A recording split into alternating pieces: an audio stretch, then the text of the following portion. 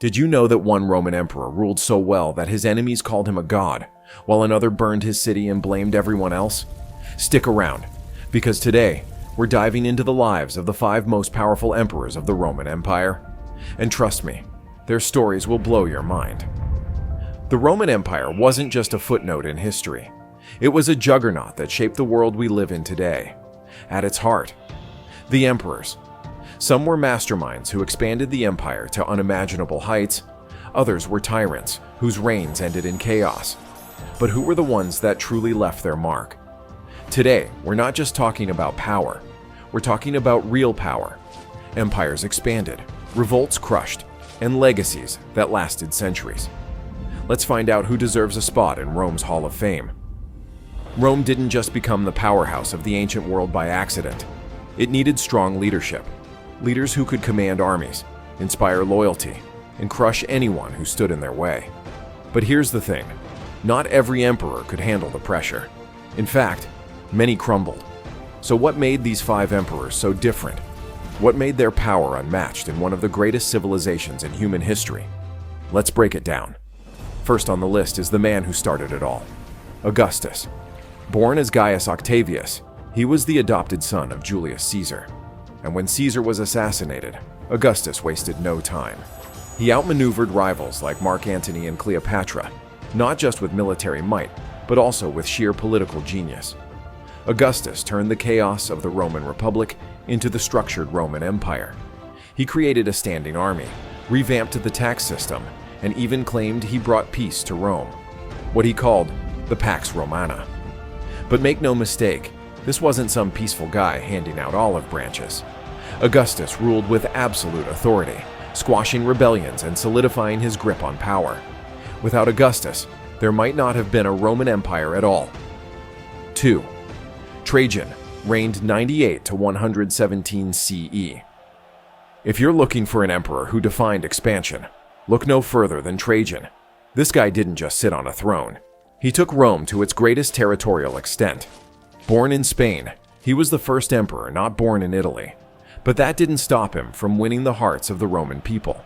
Trajan is most famous for his campaigns in Dacia, modern-day Romania, where he crushed the Dacian king Decebalus. And get this, the spoils of that war funded one of Rome's most iconic landmarks, Trajan's Forum. But he didn't stop there. His campaigns extended to the Middle East, bringing parts of Mesopotamia under Roman control. Trajan wasn't just a conqueror, he was a builder.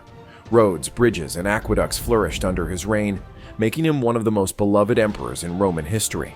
3rd Hadrian reigned 117 to 138 CE.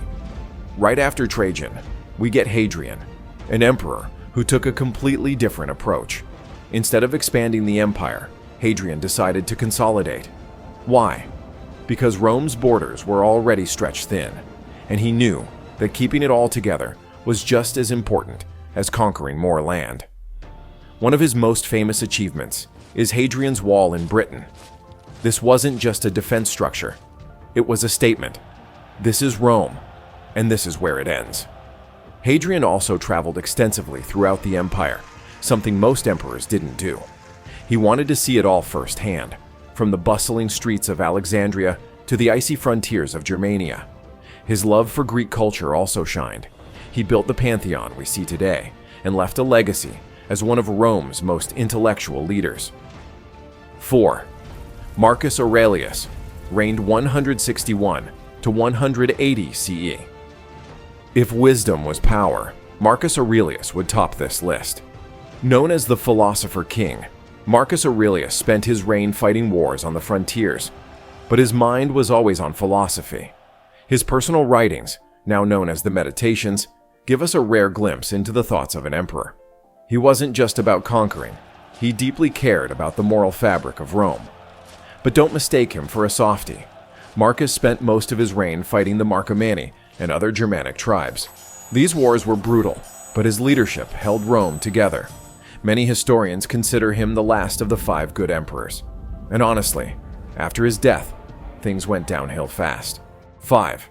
Constantine the Great reigned 306 to 337 CE. Finally, we have Constantine, the emperor who changed Rome forever.